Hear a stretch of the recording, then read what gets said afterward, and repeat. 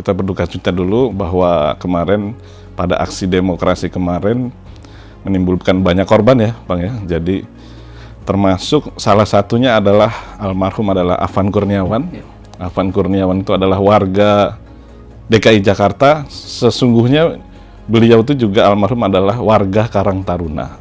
Nah, dengan adanya warga jaga warga ini, itu kita pengen supaya ke depan itu kita mulai menghidupkan lagi nih di masyarakat, di lingkungan. Jangan sampai masuk kemudian ada orang-orang yang beritikat katakan memprovokasi warga untuk melakukan khususnya perusakan-perusakan gitu. Kita pernah punya sejarah kelam 98.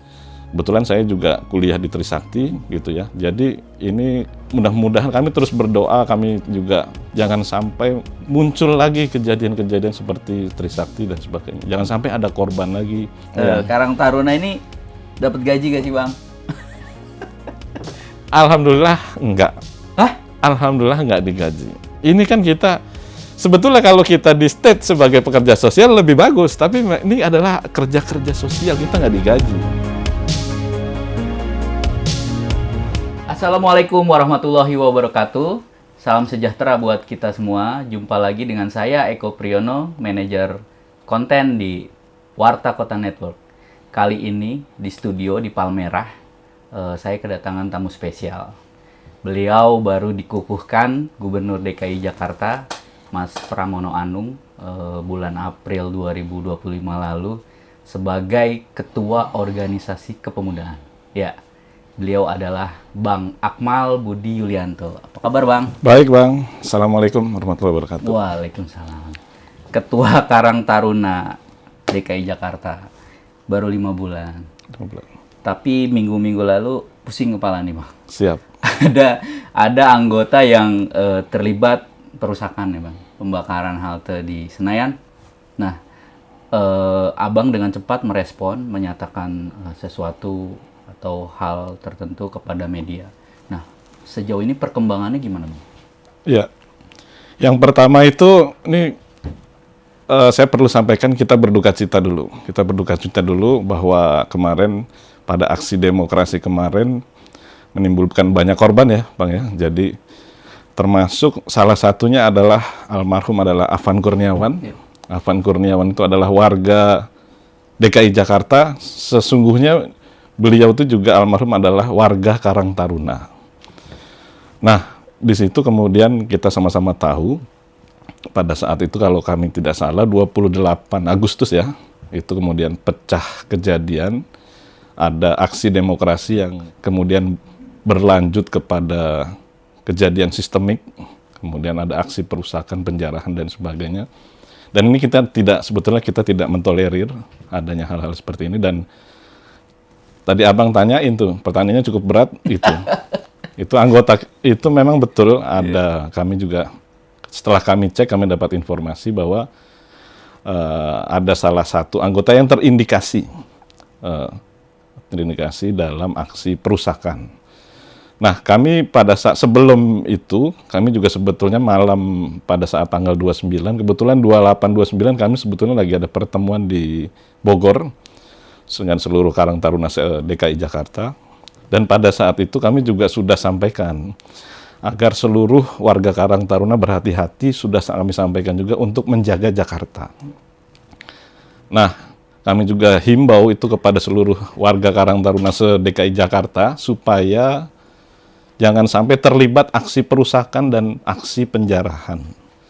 Karena apa? Karena kami ini tidak bisa mentolerir apabila ada kejadian-kejadian di masyarakat, khususnya yang melibatkan anggota Karang Taruna yang terlibat dalam aksi perusakan dan penjarahan.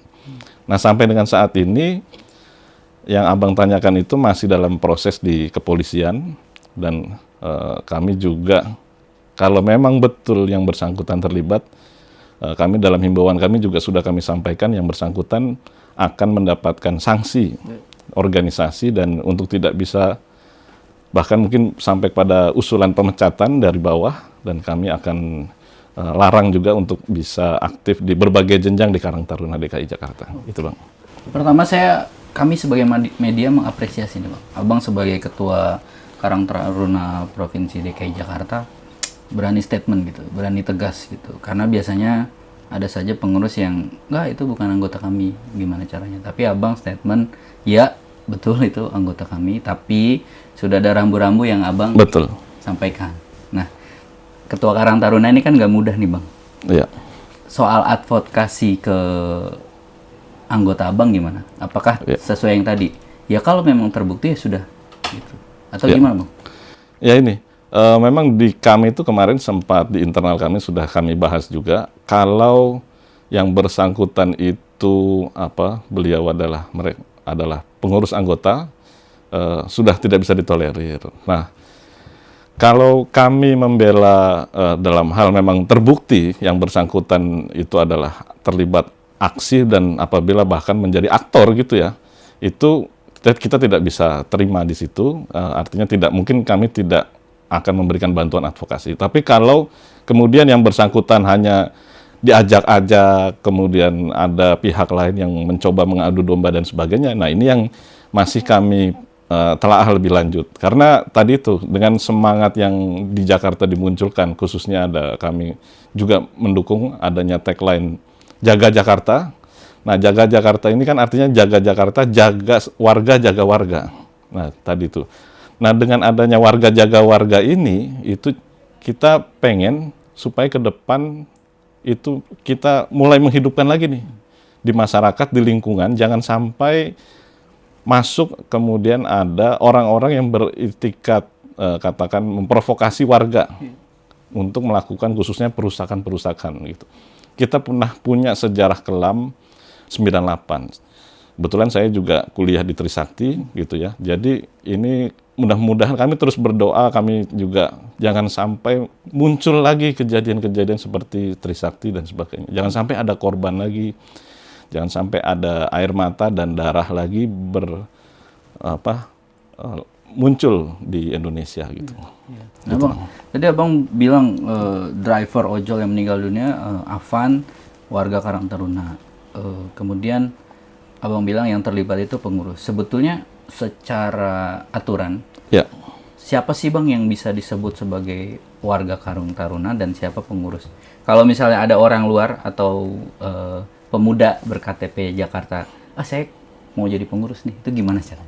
Ya, menarik pertanyaannya Bang. Jadi di Karang Taruna ini yang pertama menganut sistem stem cell pasif. Oke. Nah, Karang Taruna ini dulu, kita tahun ini mungkin 26 September nanti akan berusia 65 tahun Bang. Ini bulan ini. Ini sebetulnya bulannya Karang Taruna. Nah, 65 tahun itu Karang Taruna lahir dan besar di Jakarta. Jadi Karang Taruna itu munculnya dari bawah. Lahirnya kurang lebih di Kebon Baru. Di Kebon Baru itu perintis dan pendirinya namanya Pak Ghazali, almarhum Ghazali. Ini juga akan kita dorong sebagai pahlawan nasional. Nah, kemudian Karang Taruna mendapatkan organisasi yang mendapatkan payung hukum adalah TAP MPR, Bang. TAP MPR. Jadi dan diharapkan Karang Taruna menjadi organisasi yang bisa mengatasi masalah sosial yang ada di masyarakat. Nah, jadi Karang Taruna ini adalah titik temu antara pemuda dan juga masalah sosial. Supaya apa? Supaya bisa terurai masalah sosialnya. Nah, kemudian dalam perjalanan waktu berkembang. Nah, sampai kemudian lahirnya Permensos dari berbagai tahun ya. Nah, pada kurang lebih isinya semua sama. Jadi Karang Taruna, setiap anak muda Indonesia yang berusia 13 sampai dengan 45 tahun disebut sebagai anggota Karang Taruna. Oke. 13 sampai 45. Berarti seluruh Indonesia. Seluruh Indonesia. Okay. Tetapi kalau mau jadi pengurus, semua harus masuk kepada organisasi di jenjangnya gitu. Nah, jenjang paling bawah itu ada tingkat RW, kemudian ada tingkat kelurahan, kecamatan, kota madya, provinsi sampai juga dengan nasional gitu. Nah, jadi kalau mau aktif nanti di situ ada pembinaan, ada kurang lebih sama, ada leadership training, ada proses latihan dasar kepemimpinan untuk supaya mengetahui sebetulnya genetik Karang Taruna itu apa gitu. Nah, kita kembali ke tadi persoalan yang tadi tuh. Apakah apabila ada orang melakukan perusakan, bagaimana gitu? sesungguhnya kalau warga asli Karang Taruna sesungguhnya tidak mungkin melakukan aksi-aksi seperti kerusakan dan penjarahan. Karena genetik dari awal ketika dia mengikuti sebagai pengurus, di situ sudah diinformasikan bahwa organisasi ini adalah organisasi yang bertujuan mulia menjadi patriot untuk membantu masalah sosial. Dan kader-kader Karang Taruna harus menjadi social leader, Bang. Jadi masalah-masalah yang ada di Republik Indonesia termasuk khususnya Jakarta ini harus diurai. Kita selesaikan. Jangan malah kita menjadi beban negara untuk masalah sosial. Nah, masalah sosial ini kan banyak sekali. Sampai hari ini misalkan ada judi online, ada macam-macam lah yang sebetulnya harus kita selesaikan, kita bantu pemerintah supaya masalah-masalah ini hilang. Jadi sedikit-sedikit terurai, termasuk tawuran juga. Nah, artinya kalau memang dia adalah betul pengurus adalah kader, harusnya dia tidak mungkin menjadi aktor ya. Tapi kalau kemudian terbawa-bawa, kemudian terciduk oleh aparat pada saat kejadian, nah itu yang mungkin masih perlu kita dalami, Bang. Gitu. Oke. Gitu. Berarti sebetulnya setiap pemuda membawa label Karang Taruna ya, Bang? Betul, Bang. Jadi Abang juga adalah warga Karang Taruna. Iya, harus menjaga sikap ya. Harus selain menjaga. memang ada nilai-nilai moral yang kita anut gitu ya. Iya. Oke. Nah, masalah tadi, Bang, di sosial maraknya tawuran, artinya di sini harus pengurus tingkat wilayah, RT, RW ya tadi, itu harus aktif dong, Bang. Nah, ini cara atau di kepengurusan Abang nih 2025-2030 ya, Bang? Iya, betul. Punya program apa aja nih, Bang? Supaya jaga Jakarta ini benar-benar nggak jadi slogan aja gitu. Artinya semua pihak, ayo kita jagain Jakarta. Karena jadi warga Jakarta tuh kan enak betul tuh, Bang. Iya. Sampah tiap pagi kita dibersihin. Sekolah gratis, Iya. kira-kira gitu. Dan banyak hal lainnya. Iya. Ya, jadi gini, wujud konkretnya nanti siang. Nanti siang kami ada deklarasi Karang Taruna membangun posko jaga Jakarta. Oke. Mungkin nanti siang kami bersama dengan seluruh pengurus di DKI Jakarta dan juga dihadiri oleh teman-teman dari staf gubernur, dari media juga ada hadir, kemudian dari berbagai pihak. Kita mendorong agar sekretariat Karang Taruna yang bernama SKKT, Sasana Krida Karang Taruna, yang diambil dari bahasa Sansekerta, artinya sasana itu tempat, Krida itu artinya tempat yang terus-menerus bergerak, hidup dalam pengertian untuk menjadi tempat menyelesaikan tadi, mengurai masalah sosial. Nah, nanti siang kita akan deklarasi bahwa tempat SKKT yang ada di hampir seluruh kelurahan di DKI Jakarta akan kita jadikan sebagai tempat posko jaga Jakarta. Nah, di situ kita harapkan nanti semua terintegrasi ke situ. Informasi, kemudian jangan sampai kayak kemarin ada informasi hoax, masyarakat nggak tahu gitu ya. Nah, ini kita hidup-hidupkan lagi, jadi kolaborasilah kawan-kawan Karang Taruna se-DKI Jakarta bersama aparat, bersama polisi, tentara, warga, itu saling kenal-kenal lagi yuk, guyup lagi yuk gitu. Jangan sendiri-sendiri lagi kita, walaupun kita di Jakarta dengan segala macam aktivitas gitu ya. Ayo kita hidup-hidupkan lagi.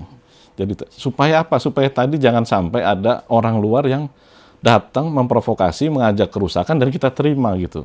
Dengan alasan apapun gitu. Sampai kepada barangkali nanti terorisme macam-macam gitu. Nah, kita nggak kepengen itu kejadian. Kita mendukung tagline Jaga Jakarta dengan tadi itu. Jadi posko-posko SKKT akan kita bentuk menjadi posko Jaga Jakarta. Ada berapa? Itu totalnya, memang kalau seluruh kelurahan di DKI ada 257, tapi memang belum semuanya ada. Tapi idealnya ada di semua kelurahan. Idealnya ada di semua kelurahan. Tapi Bang, satu-satunya provinsi yang punya SKKT hampir di seluruh kelurahan ini hanya Jakarta. Iya. Gitu. Jadi kita perlu apresiasi karena apa? Karena ini lahir besarnya Karang Taruna memang dari Jakarta. Dan waktu itu diinisiasi memang awalnya oleh Pak Ali Sadikin.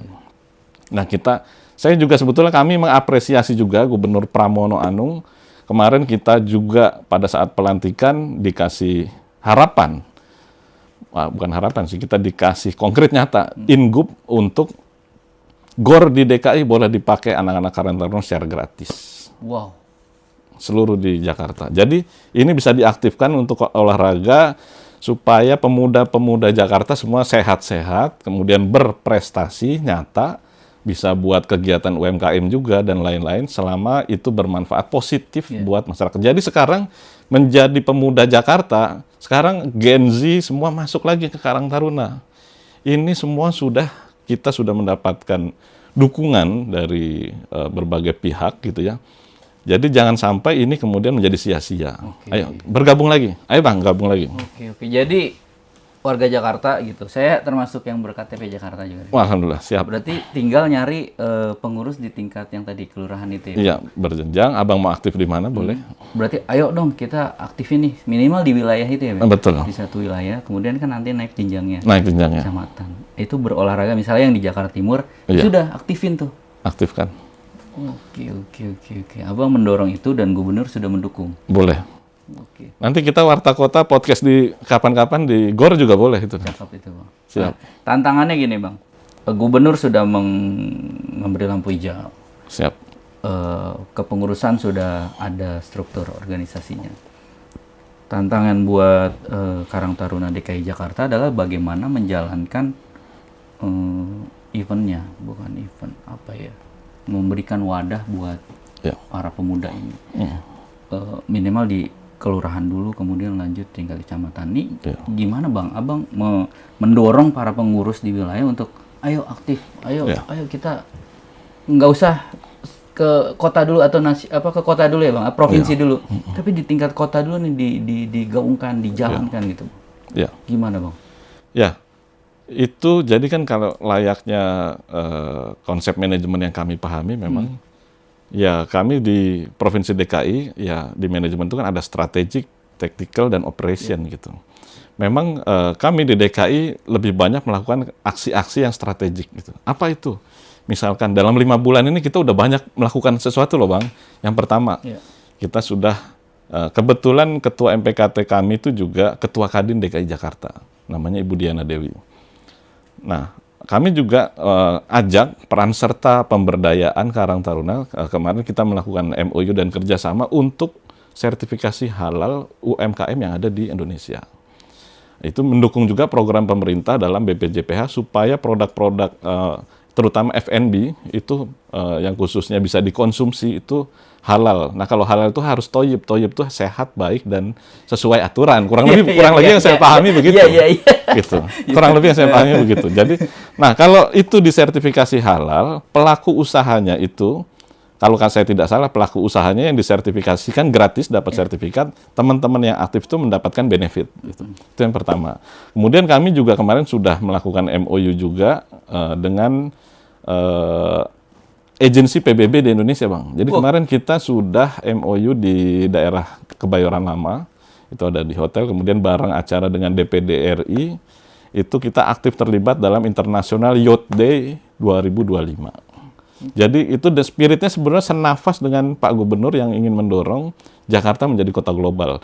Nah di situ kemudian teman-teman Karang Taruna dikirim terlibat dalam International Youth Day itu, bersama dengan teman-teman lain yang menjadi peserta supaya cakrawala berpikirnya juga global. Karena di situ bicara tentang SDGs, Sustainable Development itu, dia bicara tentang planet, people, and prosperity. Sebetulnya senafas dengan Karang Taruna. Bicara planet itu bicara jaga lingkungan. Kemudian bicara prosperity, kesejahteraan, kemakmuran, dan sebagainya. Bicara people, orang-orangnya harus dibangun, dibuild. Jadi SDM kita juga harus dihidup-hidupkan nih gitu. Nah, seiring dengan program-program yang sebetulnya menarik yang ada di DKI Jakarta, termasuk juga kemarin Pak Gubernur ingin supaya ada LPDP Jakarta bisa muncul gitu. Artinya apa? Artinya ke depan itu mungkin akan banyak bangdul-bangdul lah itu, dulsi-dulsi yang lahir nih, yang mungkin sampai S3 gitu.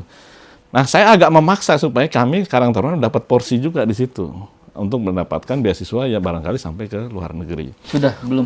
Masih berproses? LPDP Jakarta baru berproses juga soalnya. Baru berproses juga. Nah kita berharap nanti ketika itu siap kami, khususnya pendidikan nih. Artinya supaya pendidikan ini merata.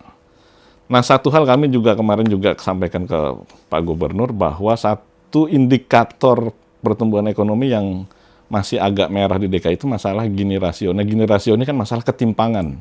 Jurang antara yang kaya dengan yang miskin tuh terlalu besar. Memang wajar karena ini ibu kota, tapi sebetulnya bisa dikecil-kecilkan gitu. Jadi termasuk kemarin kita juga keluarkan 5 maklumat Jakarta supaya mengajak penduduk-penduduk Jakarta itu yang berkecukupan jangan terlalu banyak flexing, ya kan? Iya, Bang. Nah, ini kemudian jadi pemicu juga Iya, kan? iya, betul, Flexing, betul. budaya flexing ini juga pemicu akhirnya amarah masyarakat juga ini muncul gitu. Nah, ini kita juga pengen supaya itu jangan sampai kejadian. Nah, ayo dengan warga ini saling mengenal, nggak melihat status sosial, nggak melihat dia anak siapa, suku, agama, ras. Ini kita gabung aja, guyup aja yuk. Kita jaga Jakarta, ayo kita mau main apa kalau di masyarakat main tenis bareng, main badminton gitu kan, main catur barangkali. Gobak sodor kali, Bang. Gobak sodor gitu kan, kalau yang muda yang kecil-kecil itu kalau yang Dampu. itu nah kayak gitu-gitu. Nah, Iya, itu iya, iya. perlu kita hidup-hidupkan Oke, lagi oke, gitu, Bang, gitu. Nah, Bang, pengurus Iya. Karang Taruna ini dapat gaji gak sih, Bang? Alhamdulillah enggak. Hah? Alhamdulillah enggak digaji. Ini kan kita sebetulnya kalau kita di state sebagai pekerja sosial lebih bagus, tapi ini adalah kerja-kerja sosial, kita nggak digaji. Ini kan organisasi, wah nggak ada kita digaji. Sepeser pun tidak ada. Jadi ini kami murni, ini adalah orang-orang yang memiliki semangat untuk kepedulian sosial. Nah, Di wilayah juga. nggak digaji. Nggak ada gajinya. Terus tapi ada dana operasional. Nah, DKI kebetulan punya namanya dana stimulan. Iya. Dana stimulan ini diperuntukkan untuk seluruh kelurahan. Jadi masing-masing kelurahan itu mendapatkan kurang lebih 500.000 per kelurahan. Dikali jumlah kelurahan yang ada di DKI, dan kita berharap dana stimulan ini juga sebetulnya kalau bisa naik. 500 per bulan. 500.000 per bulan. Bulan. Oke.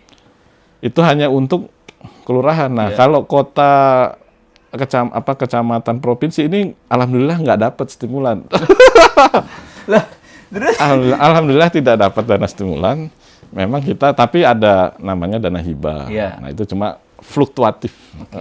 berarti bukan dana hibah itu dikutip buat nggak gaji struktur atau ketua, wakil, bendahara. Enggak gitu. Nggak ada.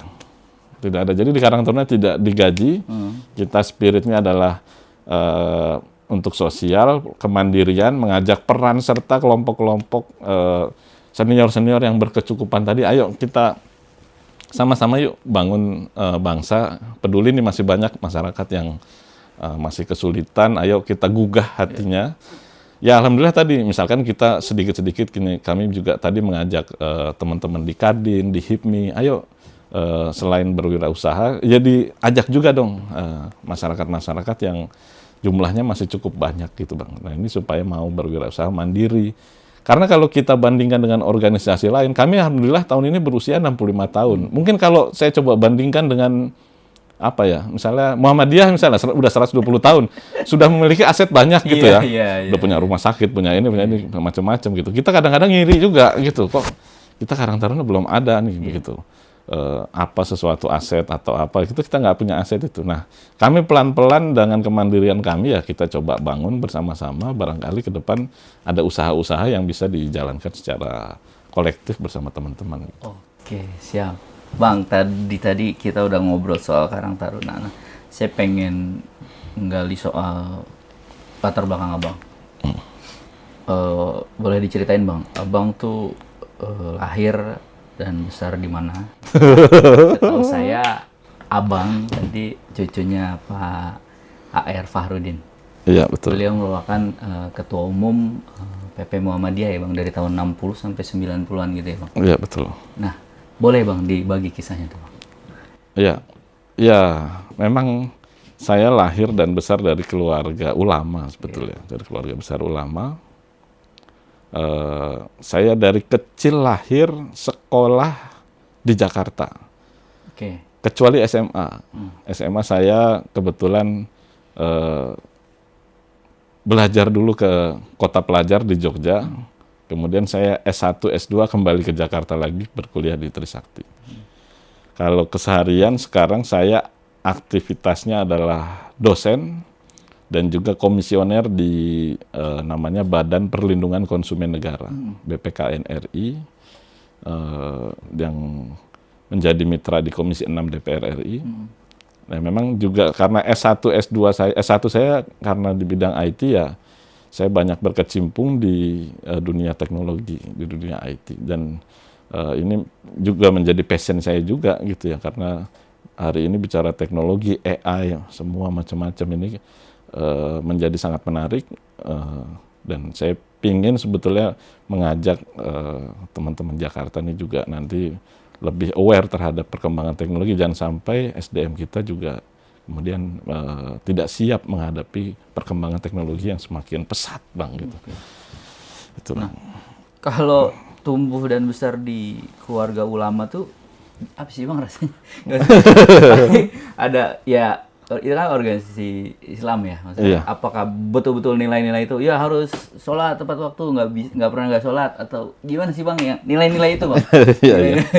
Ya memang saya kalau yang teringat itu waktu kalau zaman kecil dulu, Bang, itu kalau nginep di rumah kakek di Jogja tuh, itu kurang lebih jam 4:30 tuh kita udah dibangunin. Kan. Nah, terus Jadi sudah dibangunin. Jadi kadang-kadang waktu kecil saya juga, ini kok udah pagi udah bangun duluan gitu. Nah itu udah dibangunin tuh sama ya mungkin dulu kakek nenek juga udah bangunin, pokoknya ayo bangun sholat gitu. Nah di situ kan nggak langsung sholat, itu kan masih persiapan menuju sholat subuh, itu kadang duduk dulu gitu. Kebetulan kakek di Jogja dulu kan, kakek ini kebetulan nggak punya rumah, tapi rumah dinas di Jogja yang sekarang menjadi kantor PP Muhammadiyah. Nah itu ada musolanya ya cukup besar, pokoknya yang tinggal di situ kebetulan banyak. Dulu kakek juga punya anak kos, jadi semua pagi-pagi itu sudah standby situ, sudah sampai, dan ini menjadi apa ya, memang membekas di saya gitu. Jadi artinya ya tadi itu, apapun yang menjadi aktivitas kita, ya sebetulnya kita semuanya itu adalah kembali kepada Allah, kepada Yang Maha Kuasa gitu ya. Dan kalau yang lain-lain sih sebetulnya kakek nggak terlalu memberikan arahan kita harus begini dan sebagainya. Tetapi memang ya tadi, mungkin kalau ketemu kakek tuh itu, banyak orang suka dengan beliau, dengan Pak R itu. Kebetulan Pak R ini ya tadi mungkin satu-satunya ketua Muhammadiyah yang nggak punya rumah barangkali begitu Bang. Itu nggak punya rumah barangkali beliau itu. Iya.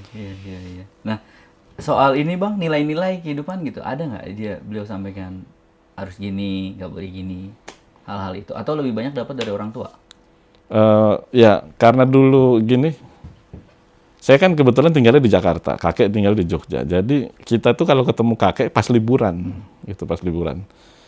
Ada sih dulu gitu sebetulnya kakek saya pengennya saya jadi tentara sebetulnya, pengen masukin saya jadi tentara, cuma pada saat itu ya mungkin kitanya yang nggak siap,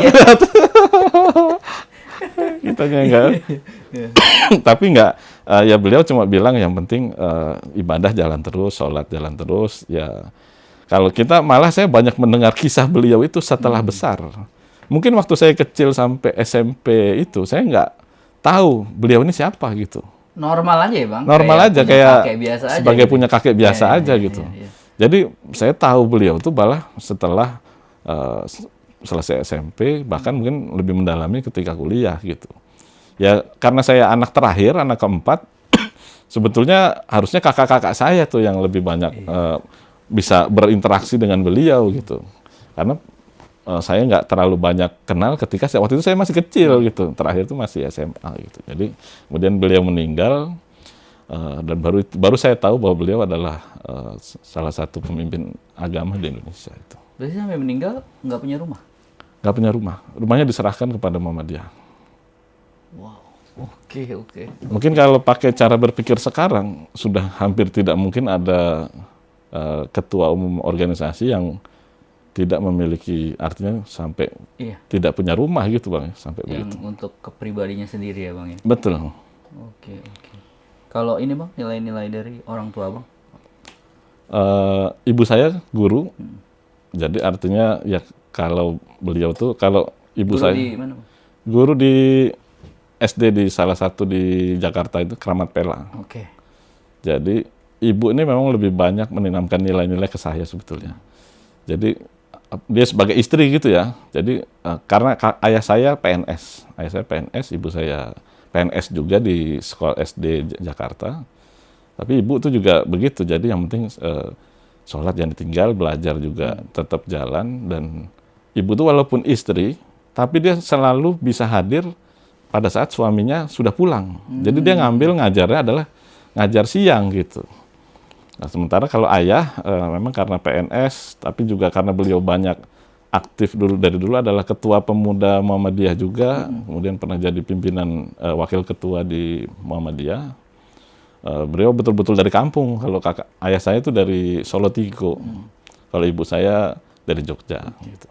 Nah, akhirnya ketemu nikahnya tuh karena ayah saya ketua pemuda Muhammadiyah sering main ke rumah Pak AR yang ketua Muhammadiyah, akhirnya ketemu nikahlah di situ gitu. Berarti ibunya abang anaknya Ketua Pak AR. Iya. Oh gitu. Oke. Nah, soal organisasi, apakah abang melihat latar belakang keluarga abang yang banyak jamak berorganisasi sehingga mendorong abang untuk saya harus aktif gitu? Enggak sih bang. Jadi ayah saya sendiri pun nggak pernah menyuruh saya aktif di organisasi. Nggak pernah. Sekalipun nggak pernah terucap dari mulutnya, nggak. Jadi hanya menyuruh kamu belajar yang benar, kuliah yang benar, sholat, udah itu aja. Jadi dorongan untuk berorganisasi sebetulnya kalau saya terinfluensi malah lebih banyak di ada kakak saya tuh, karena mungkin dia aktif kan, dia juga aktif, akhirnya di situ. Tapi saya bukan dari ayah, ibu tuh nggak pernah menyuruh gitu. Ayo aktif di sini, dia nggak pernah suruh. Yang penting baik sama masyarakat, sama lingkungan, itu baik, hubungan baik, jangan sampai kita mencederai gitu apa yang ada di masyarakat, merugikan orang lain, hidup yang benar aja, kurang lebih begitu bang. Jadi ya itu yang saya coba gali gitu. Oke bang, terakhir bang, siap. Apa yang mau abang sampaikan sebagai Ketua Karang Taruna Provinsi DKI Jakarta ke masyarakat Kota Jakarta pada khususnya? Ya, terima kasih bang. Jadi saya sebagai Ketua Karang Taruna DKI Jakarta berharap bahwa kita sama-sama jaga Jakarta, kita dukung semangat untuk kembali menjadi masyarakat yang baik, kemudian menjaga perdamaian, menjaga lingkungan.